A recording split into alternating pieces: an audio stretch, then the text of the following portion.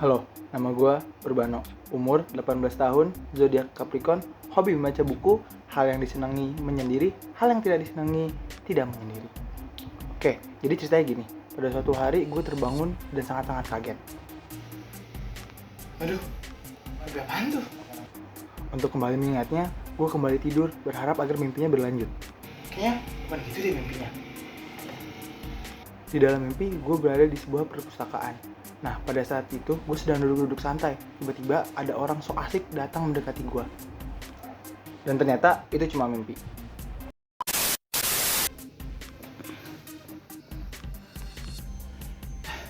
Bukan itu deh mimpinya. Coba tidur lagi. Pada mimpi berikutnya, gue berada di dalam kelas gue. Gue inget banget waktu itu lagi pengumuman SNMPTN. Nah, karena gue adalah termasuk yang salah satu peringkat tertinggi di kelas, ya jadi gue yakin banget pada saat itu bakal masuk dan bakal dapat PTN yang sesuai gue inginkan. Gue yakin banget itu akan dapet. Udah fix lah. Dan akhirnya, waktu pengumuman pun tiba, dan gue langsung melihat hasilnya lewat handphone. Hah? Kok bisa sih? Ya, sebagaimana video pembelajaran manapun, gue gagal pada tes SNMPTN itu. Dan gak ada satupun teman-teman yang memberikan semangat dan mengasihani gue. Kasihan. Sungguh-sungguh kasihan. Dan ternyata itu cuma mimpi. Setelah itu, gue bersiap-siap buat pergi ke sekolah. Nah, pada jam istirahat, gue sedang duduk nih di kelas. Dan gue dapet kabar bahwa ada olimpiade komputer yang sangat-sangat gue inginkan dan sangat-sangat gue tunggu. Sayang seribu sayang, kayaknya gue bukan tokoh utama dalam cerita ini. Karena ternyata pendaftarannya udah ditutup 28 detik yang lalu. Hah? Pendaftaran kok udah ditutup?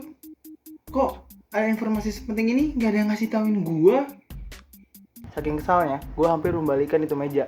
Tapi ternyata itu cuma mimpi.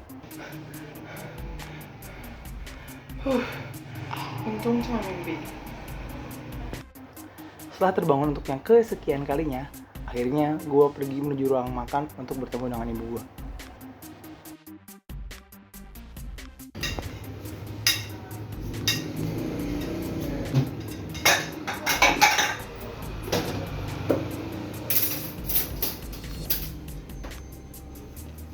Bu, kok sedih banget bu?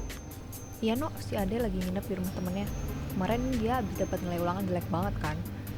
Terus dia sedih banget. Besoknya dia diajak belajar bareng sama temennya, soalnya sebentar lagi kan ujian akhir.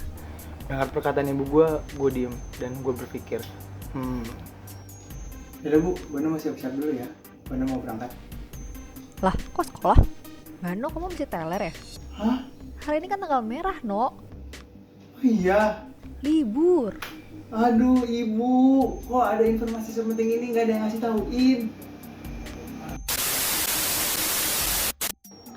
Nah, jadi buat teman-teman semua nih, sebenarnya apa sih manfaatnya dari kita berkomunikasi dan dari kita membuat hubungan sosial? Nah, jadi buat teman-teman semua nih, gue ingin memberitahukan kepada kalian berdasarkan buku yang gue baca dari Interpersonal Communication edisi kedua oleh Corey Floyd. Nah, di sini beliau menerangkan nih pada bab 1, yaitu pada Fundamental of Interpersonal Communication, sebenarnya ada 5 nih kebutuhan yang disediakan dengan kita melakukan komunikasi. Yang pertama adalah kebutuhan komunikasi fisik. Lalu berikutnya yang kedua ada kebutuhan komunikasi relasional, kebutuhan komunikasi identitas, kebutuhan komunikasi spiritual, dan yang terakhir kebutuhan komunikasi instrumental. Oke, jadi dari 5 kebutuhan yang disediakan oleh komunikasi, di sini gue bakal bahas 2 aja ya. 2 yang benar-benar berhubungan dengan mimpi gue yang tadi sebelumnya udah diceritain. Nah, jadi pertama adalah kebutuhan komunikasi relasional dan yang kedua adalah kebutuhan komunikasi instrumental. Nah, kalau dari relasional ini, sebuah relasi ini sangat dibutuhkan untuk membuat sebuah hubungan sosial dan pribadi.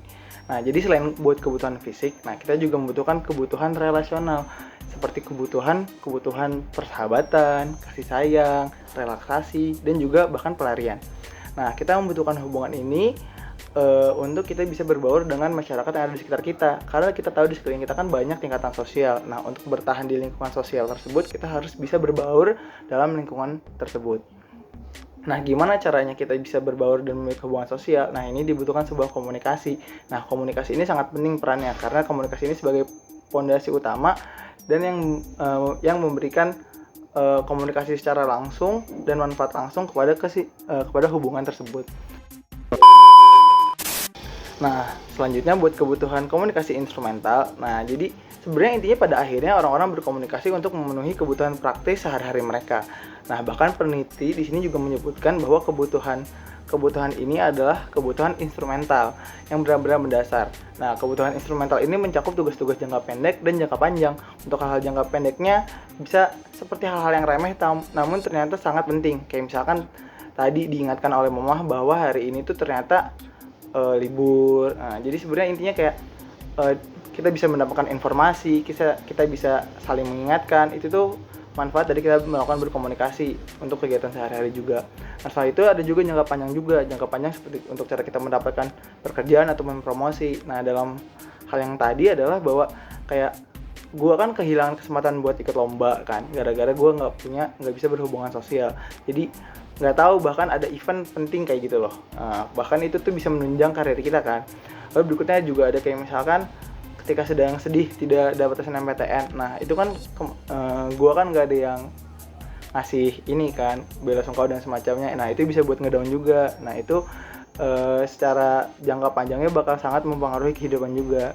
Nah, jadi intinya kebutuhan akan komunikasi dan berhubungan sosial itu sangat penting karena akan membantu kita menjalani kehidupan sehari-hari baik jangka pendek dan jangka panjang. Jadi seperti itu. Oke, buat teman-teman semua, jangan kemana-mana dulu, kita lanjuti petualangan kita di video yang lain. Semangat, terima kasih.